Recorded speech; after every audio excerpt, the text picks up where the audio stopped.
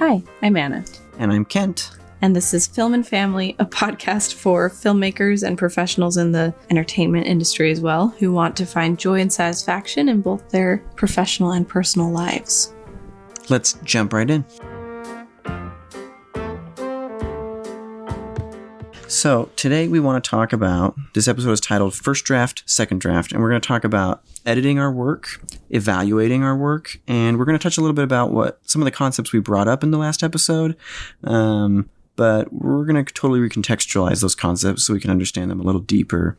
So our last episode was about letting people be wrong about you, and the question that can naturally arise from that is, well, then how do you take feedback? Like, when do you take feedback and when don't you? And how do you be the keeper of the story? As who says that? That's Ron Howard. Ron Howard. Yeah, who says that. That's his definition of a director of a film.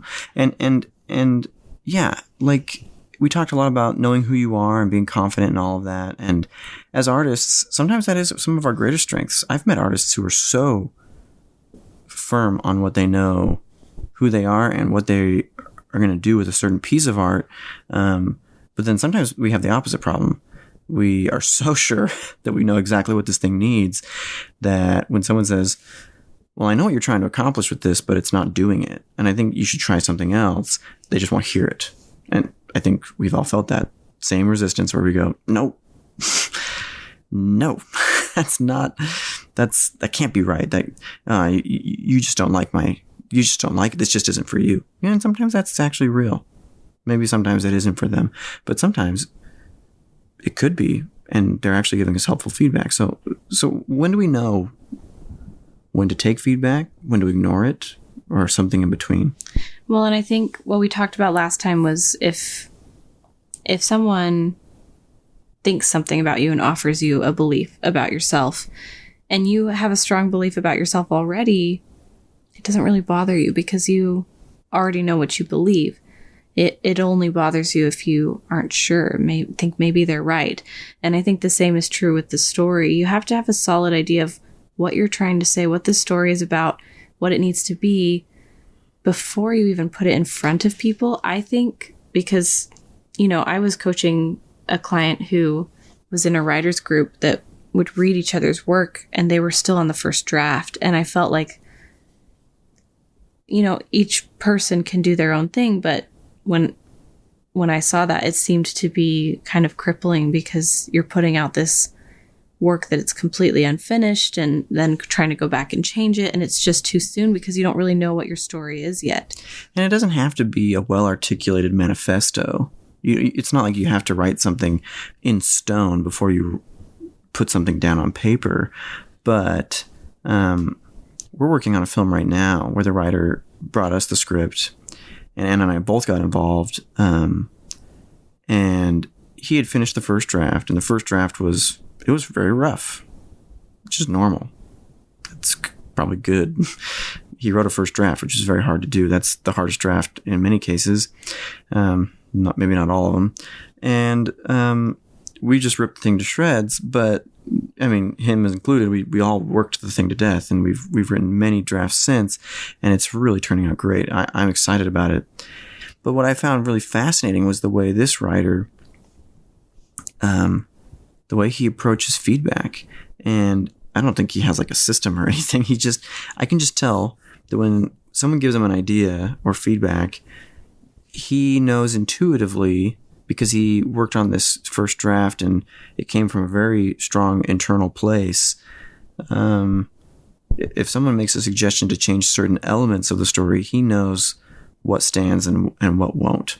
And he's able to, because he knows what this movie is, kind of like we talked about, like if you know who you are, it may or may not bother you. But if you don't know who you are, you might take everybody's feedback or everybody's criticism about you and try and readjust yourself constantly, which will lead to this never-ending, endless fixing. And that's the same with screenwriting. Like, if you don't know what it really is and someone says, well, this person should die or shouldn't die, or this person should do this other different thing, or what if, it's you change this out. I don't know, whatever. You could endlessly reconceptualize the whole ideas of the film. But if you don't know what it is you got into it for in the first place, you're just trying to please some ambiguous audience out there. you'll either take all of the feedback, or if you're too stubborn, you'll ignore everybody's feedback. But he's really, anyway, so my point is that he's been able to take feedback that maybe wasn't right for this story, like, oh, this scene should be cut, or this character should die or shouldn't die, and he might go, well, actually that's not going to change. But when we're able to discern where they're coming from with that feedback, he's been able to figure out maybe something deeper or like different than what they're actually saying that could lead to some major improvements on the script. And so all the feedback actually does become very useful. And that brings me to the point of going back to, what about if someone's wrong about you as a person and someone gives you some criticism? Does that mean, and you're bothered by it, you realize that part of you maybe thinks they could be right, and you're bothered. Well, although if you really know who you are and you have no care in the world about what they think, that can be healthy. But there's nothing wrong with caring about what other people think. Sometimes just recognize that that's where the emotion's coming from, and it can all be a learning and growing experience. It's not like it's bad to feel feelings or to recognize or have preferences that are different. And or worry. I think that brings that ice cream analogy back a little bit. Like, if you know that you're making peach ice cream and someone comes along and says, oh, this would be really good with some chocolate and marshmallow, and they just want to make it into a s'more ice cream or something. If you Gross. I don't know, I think it could be good. But if you label it as, you're making peach ice cream, and someone else buys it who loves peach ice cream and is expecting that, and it's full of chocolate and marshmallows, they're going to be really disappointed or confused, because that's not what you made it to be. And so if you know what it's supposed to be, then other people can have their opinions, and it's fine, and you can decide if that fits into what you're creating or not. But I do think Hemingway is the one who said the first draft of anything is crap, but he didn't use the word crap. But it's no good. We're so pious, aren't we? and so that's an important expectation, I think, to have of our first drafts, because this episode's called First Draft, Second Draft. So we're talking a lot about editing and taking feedback. But before you get to that point, you have to have something to edit or receive feedback about. And a lot of Anna's clients and myself and Anna, we found ourselves in our lives where we go, where's that thing we've always said we're going to make? Why haven't we gotten started? Or why have we started so many things and not finished them? Or I know this is something I'm going to do in my life, and I'm not making any moves toward it. And so how do we get that first draft of something to happen? Now, first draft can apply to a screenplay. A first draft can apply to other life goals we have or progress we want to see in our lives. First draft could refer to a relationship, or something that would materialize into a marriage, or steps towards something like parenthood. I don't know. Apply it to anything, but I think there's a first draft for everything. Every big thing that we want to see happen in our lives, there's sort of this perfect image of that thing, like this movie we know could exist.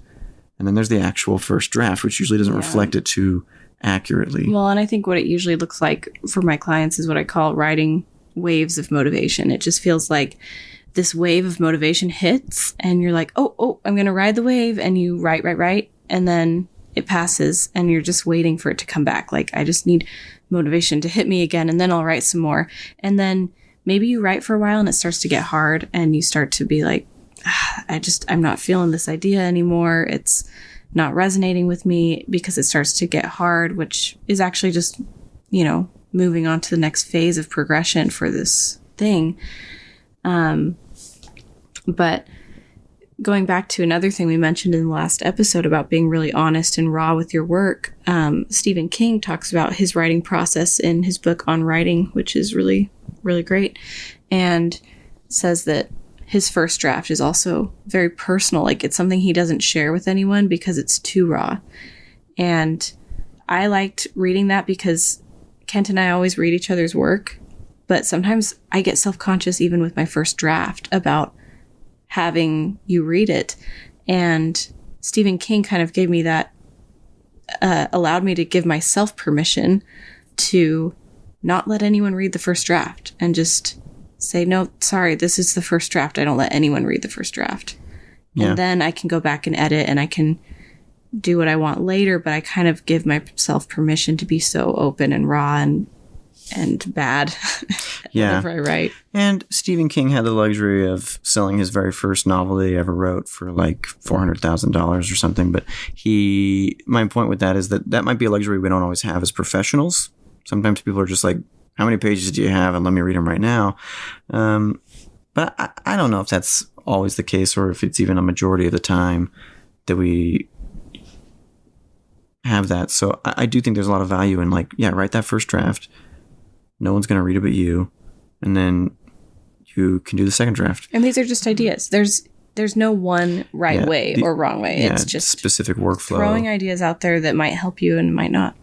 But I think the principle here is getting that first draft is the only way you're going to get to a second draft. And so it's more than just riding waves of motivation. I think it's that it goes back to that knowing what it is you want it to be and not losing sight of that. And usually the motivation kills out when you just are like, what was it we were doing this for? And like week after week, Anna and I put this one thing on our calendar to do every Sunday.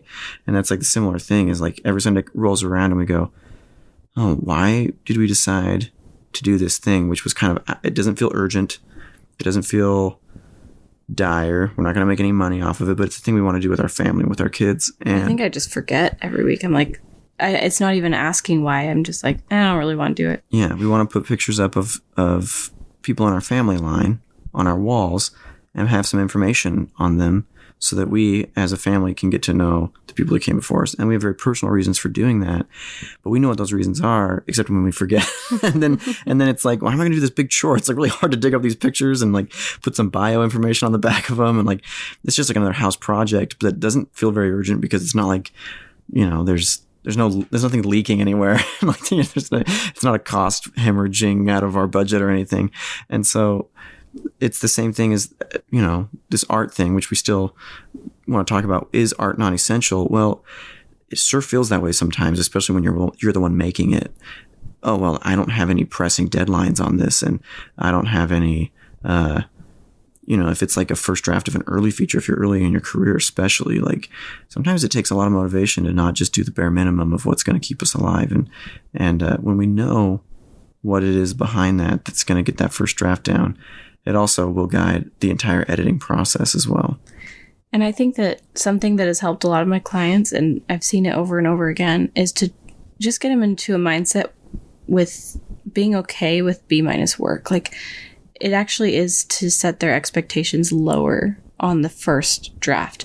And what I mean by that is having a minimum baseline that's just no matter what, I'm going to meet that minimum baseline, no matter what extenuating circumstances happen. And something Kent and I also say a lot in our house is life is a series of extenuating circumstances.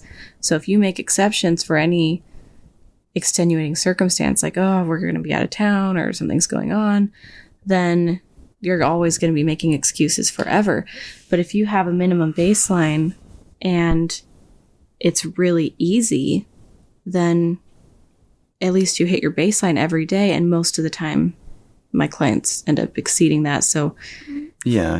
Like I'm going to write 10 minutes a day. Well, that was what one client did. And I even suggested less than that. I said, why don't you just set something really easy? Like, I'm going to open up the document and I'm going to type one word. Yeah, type one word. And he was like, I think 10 minutes. That still seems really easy. And then he started writing an hour, 2 hours, sometimes more. And then pretty soon he'd cranked out that first draft. And it was amazing. But you also mentioned someone who talked about like touching the weight. Who was that?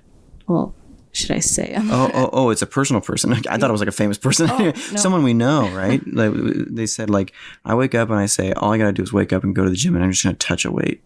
Yeah, that was the rule. That was the minimum baseline. You don't have to actually lift it. You just have to go touch it. And then you can go home. You can go home. But then by the time you've gotten up and dragged yourself to the gym and you touch the weight, well, you're there. You might as well lift it. And it's like, but my expectation is I'm going to go destroy myself. I'm just going to get shredded today. I'm like, I don't really want to go do that. That sounds and then you're like, I don't have 2 hours to do that. Yeah. That's really interesting. Oh, the other one that was interesting, which I can't remember who it was, but another writer had a rule for himself that was a certain amount of time set aside each day. And he said, either he said, I don't have to write, but I have two options. I sit in my chair and I can either look out the window or I can write. And he was like, looking out the window gets kind of boring. So then I start wanting to write. Start having ideas, probably. That's where Alexander McKendrick said all of his best ideas happened in the bathtub. So, all the greats would go on walks. And yes. do things.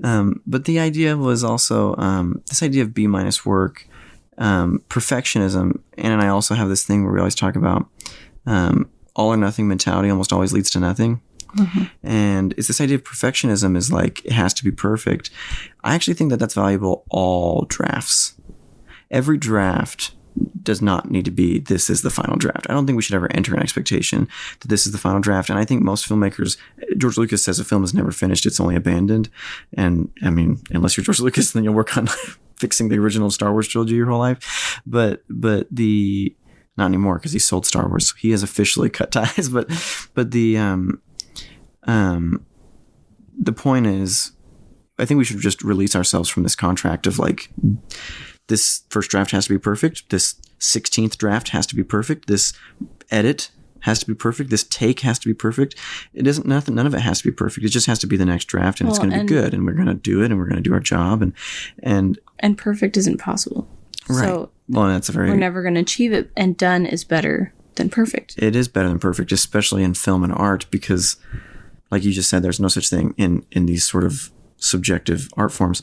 Anna and I noticed something. When we were in school, we were in some classes that required you to crank out work, like ridiculous expectations, make a short film every week, which, I mean, like start to finish with a crew of like 3, and or usually 2. And, it was just like, but these were like 4-page scenes of a screenplay, which that kind of just like jumping in and it's just turning one class among many, turning work out. Yeah. And it's one class among tons of classes, and you've got tons of other priorities. And we were parents already. And so if you just understand like the life pressure, you've got like super limited time to like sit down for a couple hours, prep the thing, show up, shoot something, edit something together, and show up to class and hope that your professor doesn't just rip it to pieces and make you cry.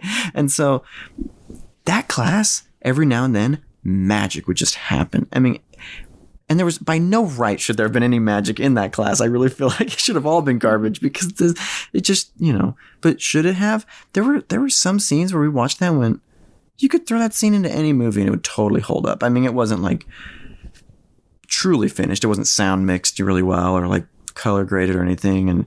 And none of the actors were big deals, but sometimes you found acting performances that they're just using friends or acting students at the university, and you're like, wow, that was really good. Now, on the flip side, some of these bigger projects where they were given the capstone projects, they're given all semester, they're given a budget, they require students to work on the crew because they all have to get credit. So your crews get bloated and are way too big. You have all these resources and all this time, and obviously there's still tons of pressure. It's never easy, but almost none of those films, and I think most of the capstone students who are making them would agree that like none of them are really their best work. In fact, a lot of students I saw make better homework than their capstone.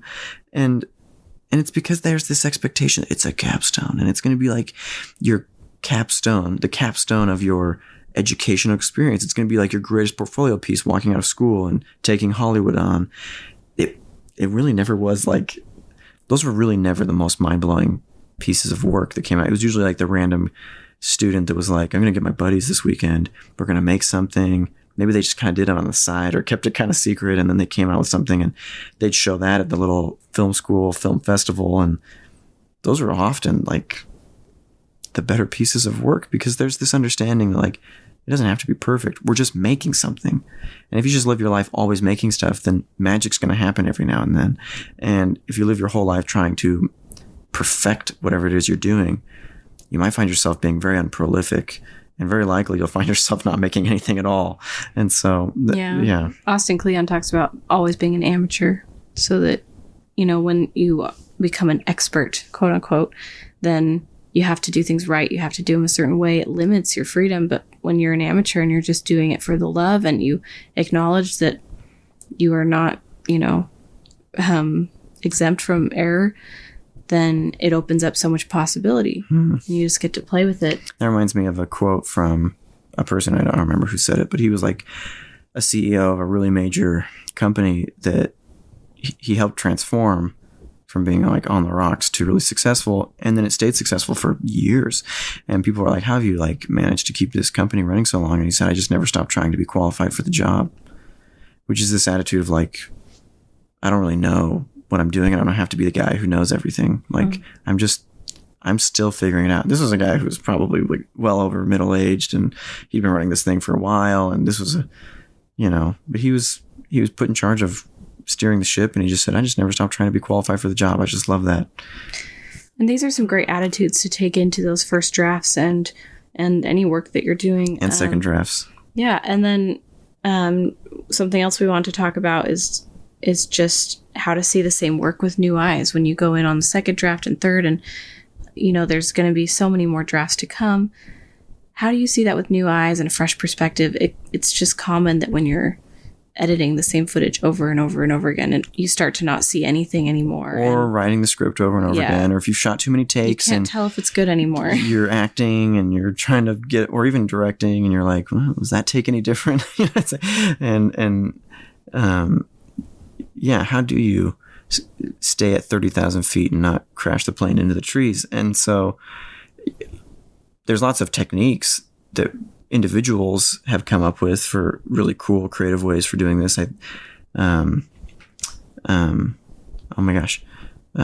George Miller, who did Lorenzo's Oil and Mad Max, said that sometimes he'll just watch the whole movie and they'll just flip the screen horizontally. Like they'll put a filter on the whole movie and just like mirror image the whole movie. And like psychologically their brain just boom, like all the cuts feel different and the whole movie looks kind of different, and it really does. It'll trip you up. Like, so I think that's just one example of a really technical way, but I think there's more principled ways. Sometimes you can limit, like you just listen to the whole thing instead of watching it, or you just watch it with no sound, change the experience. Send it to somebody and then reread it, because whenever you send it, then you're kind of reading it from the perspective you imagine they have. I feel like that often works for me. You wake up a little more on that read through. I've fallen asleep trying to read my own scripts before and been like, this isn't good. I hope people aren't sleeping. But then you send it to someone and you're like, wait, is it good? Like, I'm going to read it again. That's funny. I think time is a great editor. If you have that luxury, then you can just...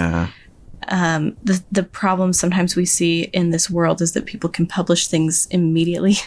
And it's tempting. Sometimes we make something and we're like, oh, I want to share this right now with the whole world. And sometimes it's worth it, especially if you're making a podcast.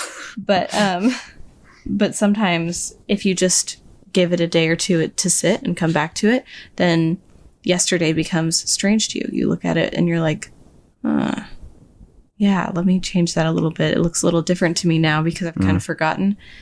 Yeah, what's interesting is Zach King. He's like the VFX guy who does really simple practical and digital VFX. They're almost like magic tricks on YouTube. He's a super creative guy, but he talks about his team's mantra is kind of like, what's that 10%, that extra 10%? And you'll notice that all of his little visual gags, they're very sort of like modern YouTube versions of almost Charlie Chaplin gags. And they kind of always say like, okay, we've kind of finished it. And it's like, they do that B- work, but then they go, what's like something we can do to just like push it just one step farther, and that's draft 2. And you can also do the same thing with draft 3, but it's not like what's going to make this perfect or what's going to make it ready to shoot or ready to, we're done. We're perfect. We're at that next step. It's just, I don't know, what's like 10% more, and then call it done, and so they push it, you give it a little more push. Well, and that's interesting because 10% more. And then Stephen King says the second draft is the first draft minus 10%. In terms of page length. Yeah. So when you need to see things with new eyes or edit them, sometimes just forcing yourself to cut a certain percentage is a great way to figure out how to make it better. I have found that cutting can be one of the best ways to just like create like an arbitrary thing, of amount that you have to cut. That leads me to another experience when we, as producer of this feature that we're in development on right now, we had a sit down with the writer and the whole team, And we kind of collectively said, what do we want? It was like draft 7 or something to look like. Re-outlined the whole thing, replotted the whole thing. And the writer was on board and we were kind of working on it. And he wrote it and then just got super stuck early on and then just said, I don't think I can write this outline the way we have it. I don't think we accounted for all the math that was going to change, narratively, and it just doesn't feel honest. And I feel like I'm losing sight of what I wrote. And we just pushed him to finish it, just finish it. And it took him way longer than we thought. And he just had to fight through it. And I'm sure it was very difficult for him. And he was a champ and he did it. And he wrote all the way through this thing. And I didn't even read it. He hated it. And he denounced the whole thing at the end and just said, I wrote it because I had to. But then he said, but I know exactly what I'm going to do for draft 8. Before that, he thought he was stuck. I don't know what to change. There's these problems we know that exist.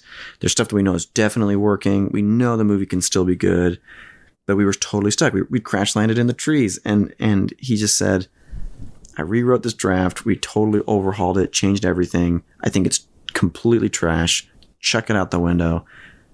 But I know exactly what to do for draft 8. And I thought that was really cool, actually. Like, it totally opened his eyes to do this, what would seem to be an arbitrary exercise that, it did. It ruined the script. And that was great because it saved the script, And so we shouldn't be afraid of even sometimes doing F- work. Is there such thing as an F-?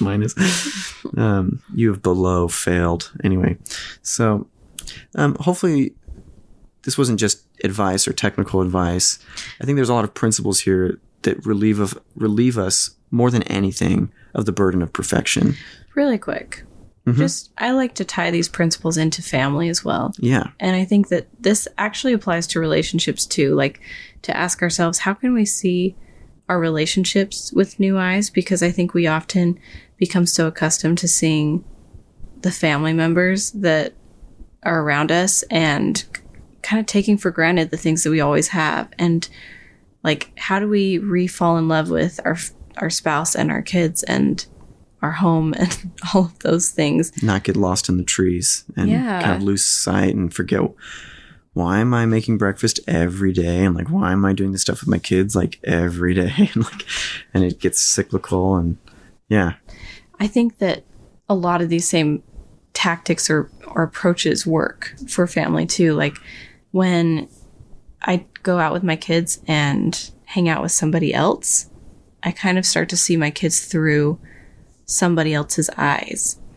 And that helps me love them more and appreciate their strengths more, because see all their admirable qualities. Yeah, I just kind of opened my eyes more. I know that you've felt that with just doing documentaries. Oh yeah, because I get to sit behind a camera and see them and observe them in a way that's so much more scrupulous than you ever really find yourself observing your kids, except like the day they're born, like you're just totally focused on them. But like, I'm usually making documentaries then too. But I've found like, I'm not like an avid documentarian in terms of like, some people just live with cameras, and I'm not that way in my personal life as much.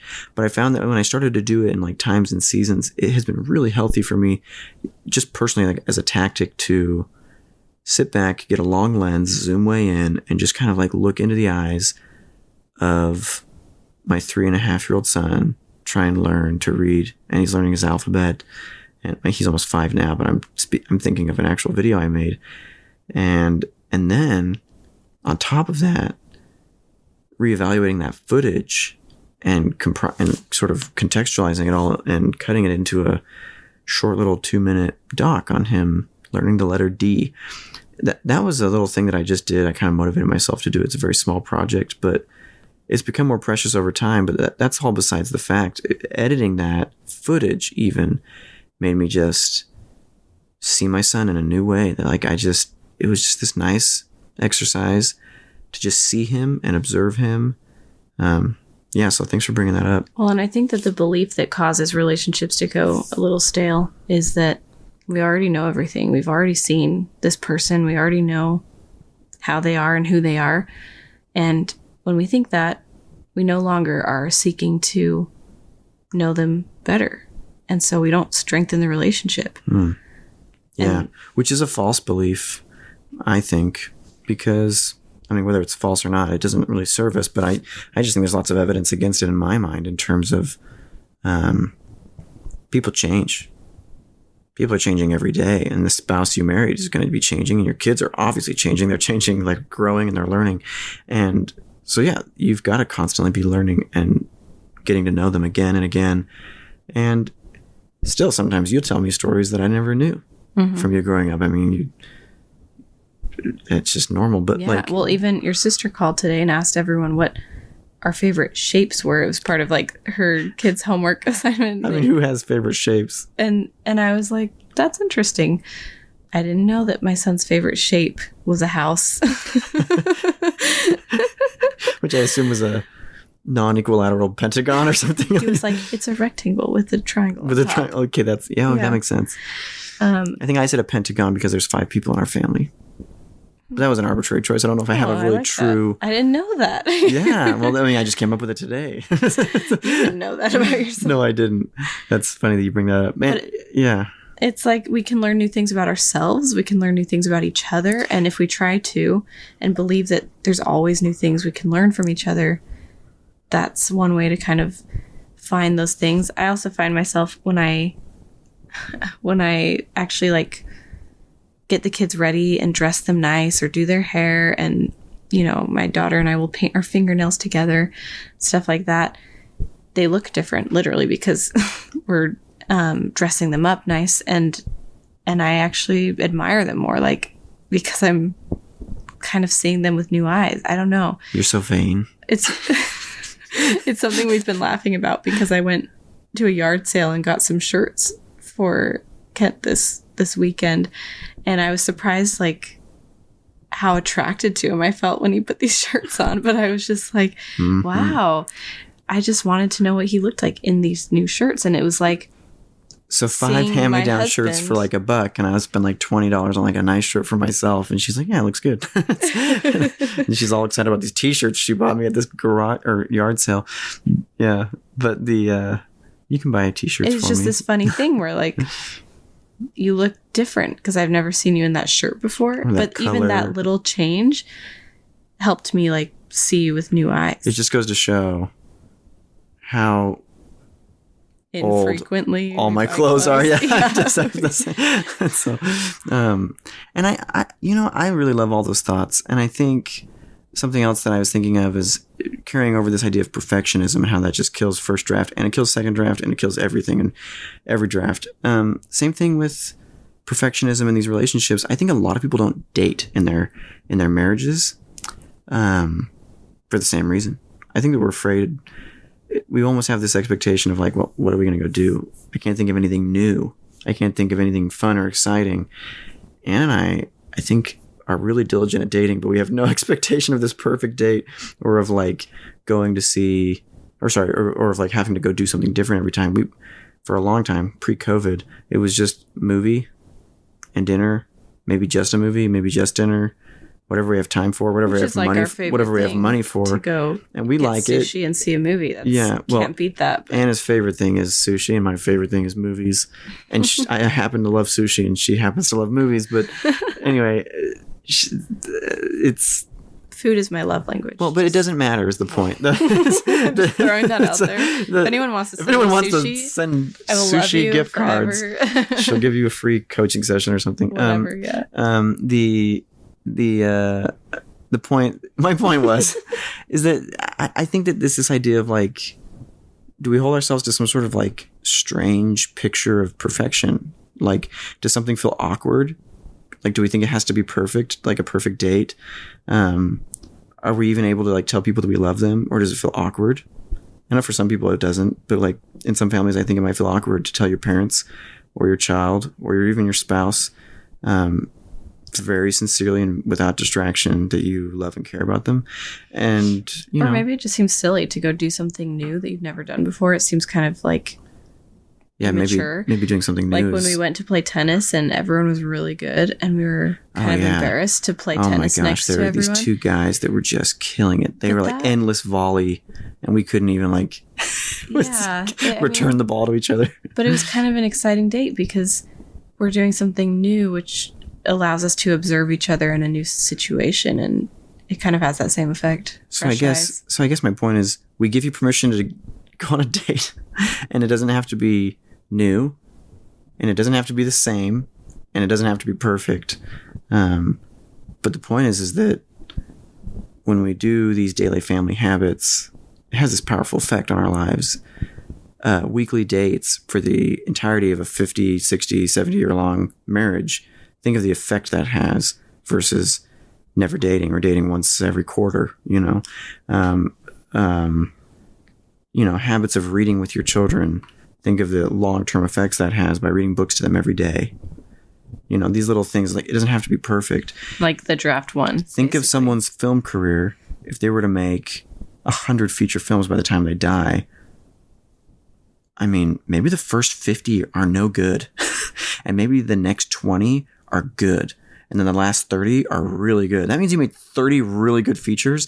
That is an awesome, prolific career, man. If I can die and have made 30 films at all, I'll be really happy. And if I make 30 good films, so the point is like, it's just daily habits. It doesn't really matter if it's perfect or not. What matters is that you're making brushstrokes and that it's going to turn into something finished. Yeah, like if you're homeschooling your kid and it's like you have a bad day and it doesn't go very well, don't let that ruin the whole thing, because if you homeschool them every single day for a year, then they're going to remember, wow, my parent homeschooled me every day for a year. And that one session, that one moment, like, probably won't stand out next to that massive time. Well, and we're one of those rare people that actually do homeschool, but like 6 months ago, that would have felt so irrelevant to make that comment. And now, like, everyone half the country's homeschooling, because, I mean, there's plenty of people going to public school still, but a lot of us are homeschooling now just because of COVID.